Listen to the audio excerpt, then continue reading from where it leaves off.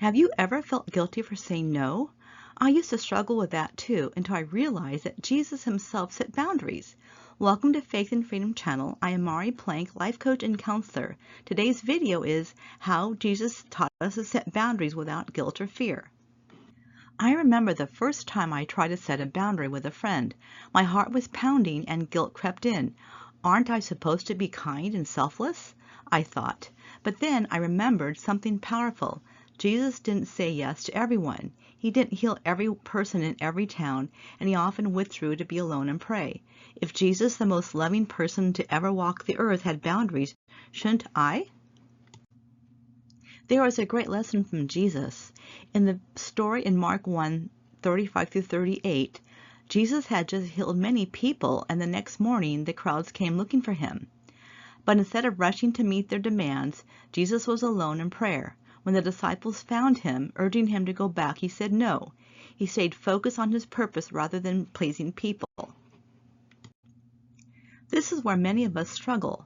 We equate love with constant availability, but Jesus shows us that true love includes wisdom, self-care, and staying aligned with God's purpose for today, the week, or the month, or even the year.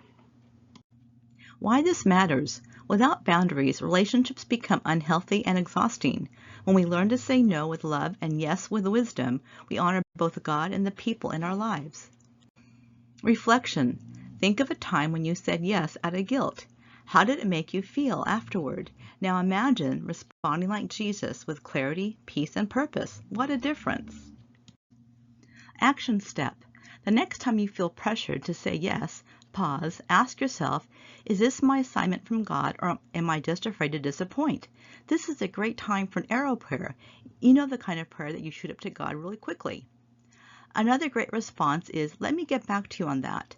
This gives you some time to think and respond rather than react out of pressure, wanting to please, or out of guilt. Here's a great reminder from the Bible. Matthew 5:37 says, let your yes be yes and your no be no. Anything more than that comes from the evil one. Pray this with me.